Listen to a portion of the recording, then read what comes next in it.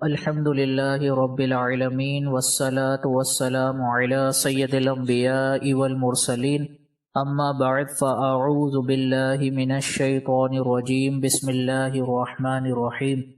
الحمد للہ عز و جل روزوں سے متعلقہ مسائل پر مشتمل کورس کا آج تیسرا لیکچر ہے، اور انشاءاللہ عز و جل آج ہم روزے کی اقسام اور ان کی نیتوں کے اوقات کے بارے میں سماعت کریں گے۔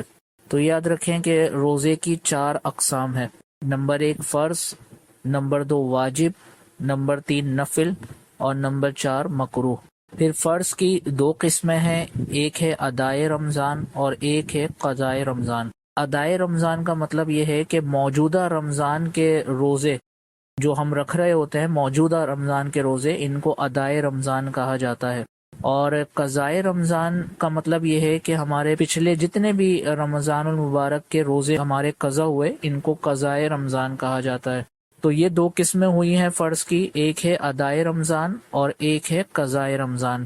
تو اس کا خلاصہ یہ ہوا کہ ادائے رمضان کا مطلب جو موجودہ رمضان کے روزے ہیں ان کو ادائے رمضان کہا جاتا ہے، اور پچھلے رمضان کے قضا ہو جانے والے روزوں کو قضائے رمضان کہا جاتا ہے۔ پھر روزے کی دوسری قسم ہے واجب۔ واجب کی پھر 2 قسمیں ہیں، واجب معین اور واجب غیر معین۔ واجب معین کا مطلب یہ ہے کہ کوئی شخص منت مانے اور منت میں کسی خاص دن کے روزے کا تذکرہ کرے۔ مثال کے طور پر کوئی شخص یہ کہے کہ میرا فلاں کام ہو گیا تو میں اتوار کے دن روزہ رکھوں گا۔ اب چونکہ اس منت میں اس نے اتوار کے دن کو خاص کیا ہے تو اس کو کہا جاتا ہے واجب معین۔ معین کا مطلب کیا ہے؟ خاص کرنا۔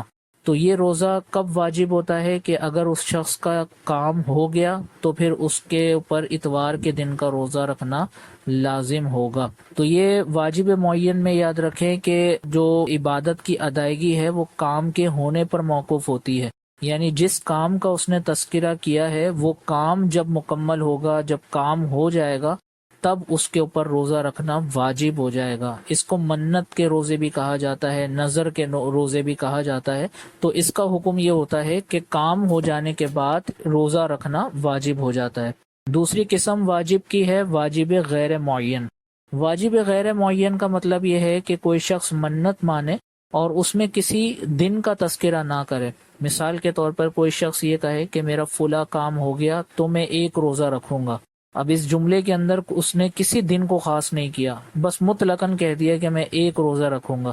تو اب اس صورت میں کیا کرنا لازم ہوگا؟ جیسے ہی اس کا کام ہو گیا تو وہ کسی بھی دن روزہ رکھ لے گا تو اس کی یہ منت پوری ہو جائے گی۔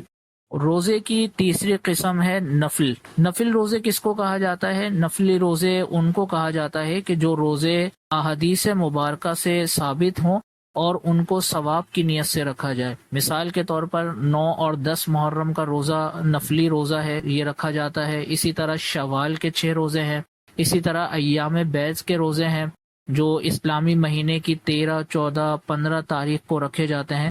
تو یہ روزے نفلی روزے کہلاتے ہیں۔ اس کے بعد روزے کی چوتھی اور آخری قسم ہے مکروہ۔ پھر اس مکروہ کی 2 قسمیں ہیں، مکروہ تنزیہی اور مکروہ تحریمی۔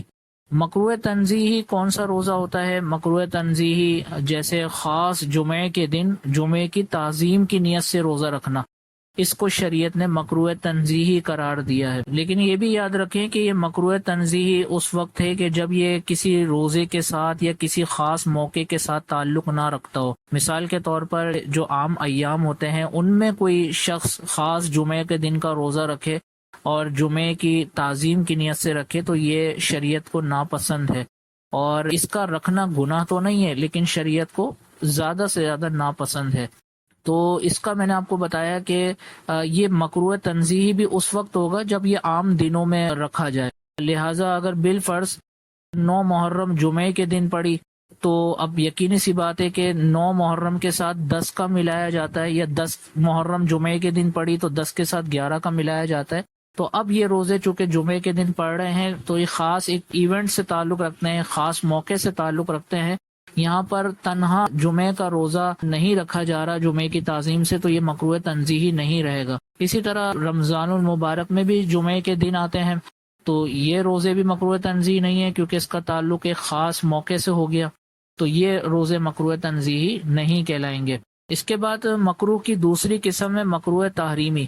مکروہ تحریمی روزوں سے مراد وہ روزے ہیں کہ جن کو رکھنا شریعت نے منع کر دیا ہے، ممنوع قرار دے دیا ہے، اور یہ سال میں 5 دن ایسے ہیں کہ جن میں روزہ رکھنا ایک مسلمان کے لیے منع ہے۔ وہ 5 دن کون سے ہیں؟ 1 شوال یعنی رمضان کے بعد جو عید کا پہلا دن ہے، اس دن روزہ رکھنا مکروہ تحریمی ہے یعنی گناہ ہے۔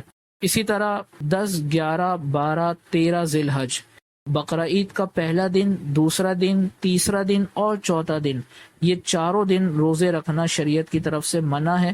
تو یہ شوال کا 1 روزہ اور بقرہ عید کے 4 روزے، یہ کل روزے 5 ہو گئے، تو یہ 5 روزے سال میں رکھنا منع ہے۔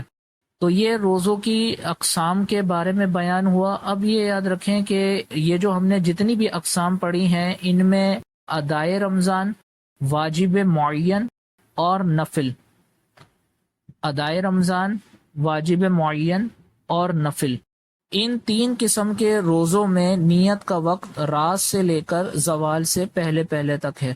یعنی ادائے رمضان موجودہ رمضان کے جیسے روزے ہیں، یا اسی طرح واجب معین کا روزہ ہے، یا اسی طرح نفلی روزے ہیں، ان میں کسی مسلمان کے لیے نیت کا وقت جو ہے وہ غروب آفتاب سے شروع ہوگا اور اگلے دن زوال سے پہلے پہلے تک رہے گا۔ اس کا کیا مطلب ہوا کہ اگر کوئی شخص ادائے رمضان میں رات میں سو گیا اور اس کی آنکھ صبح 8 یا 9 بجے کھلی، تو چونکہ ہم نے پڑھا کہ اس کی نیت کا وقت غروب آفتاب سے شروع ہوگا اور اگلے دن زوال سے پہلے تک ہے، تو اب اگر کوئی 8 یا 9 بجے صبح کے وقت اٹھتا ہے اور اس نے ابھی کچھ کھایا پیا نہیں ہے جان بوجھ کر، تو اس صورت میں ابھی بھی وہ نیت کر سکتا ہے۔ یعنی زوال سے پہلے اگر وہ اٹھا ہے تو ادائے رمضان کا روزہ ہو تو وہ نیت ابھی بھی کر سکتا ہے جبکہ اس نے کچھ کھایا پیا نہ ہو۔ لیکن اس کی 2 شرطیں ہیں کہ ایک تو ابھی میں نے بیان کی کہ اس نے جان بوجھ کر کچھ کھایا پیا نہ ہو، اور دوسری شرط یہ ہے کہ وہ نیت یہ کرے کہ میں صبح صادق سے روزے دار ہوں۔ یہ 2 شرطیں جیسے ہی پوری ہو جائیں گی تو اس کا روزہ شروع ہو جائے گا۔ اور یہی مسئلہ واجب معین کا بھی ہے اور نفلی روزے کا بھی ہے۔ تو اس سے معلوم ہوا کہ جو ہمارے ہاں نفلی روزے رکھے جاتے ہیں، مثال کے طور پر 9 یا 10 محرم کا نفلی روزہ، اسی طرح شوال کے 6 نفلی روزے رکھے جاتے ہیں، یا اسی طرح ایام بیس کے نفلی روزے ہیں، تو جو بھی نفلی روزے آپ رکھ رہے ہیں، اس میں اگر آپ کا نفلی روزے رکھنے کا ارادہ تھا اور آپ کی آنکھ رات میں نہ کھلی اور صبح 8 یا 9 بجے کے وقت آپ کی آنکھ کھلی، تو آپ بالکل ابھی بھی نیت کر سکتے ہیں۔ اور نیت کرنے میں وہی 2 شرائط ہیں جو ابھی ادائے رمضان کے مسئلے کو بیان کرتے ہوئے کی گئی، تو وہ اگر 2 شرطیں پوری کر دیتا ہے تو اس کا نفلی روزہ بالکل شروع ہو جائے گا۔ تو اس بحث کا خلاصہ یہ ہوا کہ 3 قسم کے روزے ایسے ہیں کہ جن میں انسان غروب آفتاب سے لے کر اگلے دن زوال سے پہلے پہلے تک نیت کر لے تو اس کا روزہ شروع ہو جائے گا۔ اور وہ 3 اقسام کون سی ہیں؟ ادائے رمضان، واجب معین اور نفل۔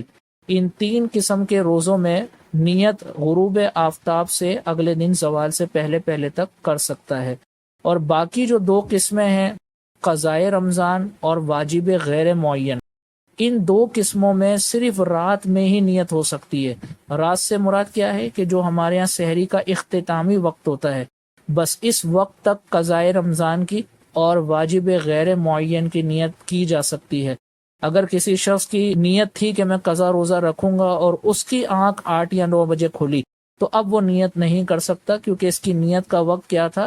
سحری کا اختتامی وقت، اور وہ گزر چکا ہے، لہٰذا اب وہ شخص یہ نیت نہیں کر سکتا۔ جن روزوں کا رکھنا شریعت نے منع یا ناپسند کیا ہو تو اس میں نیتوں کے اوقات ذکر نہیں کیے گئے، اس وجہ سے ان میں نیتوں کے اوقات کو ذکر نہیں کیا گیا۔ اس پورے لیکچر کا خلاصہ ایک چارٹ کی صورت میں اس گروپ کے اندر شیئر کیا جا رہا ہے، جس کی مدد سے آپ کو یہ پورا مسئلہ سمجھنے میں انتہائی آسانی ہوگی۔ تو اس چارٹ کو غور سے پڑھیے اور سمجھنے کی کوشش کیجیے۔ اللہ عز و جل سے دعا ہے کہ آج کے لیکچر میں جو ہم نے مسائل پڑھے ان کو یاد رکھنے کی توفیق عطا فرمائے، اور یاد رکھ کر بعینی ہی دوسروں تک پہنچانے کی، دوسروں کو سکھانے کی توفیق رفیق مرحمت فرمائے۔ آمین بجاہ النبی الامین صلی اللہ تعالی علیہ وسلم۔ آپ دیکھ رہے ہیں PATF Islamic info YouTube channel. مزید اسلامک ویڈیوز کے لیے ہمارا چینل سبسکرائب کریں۔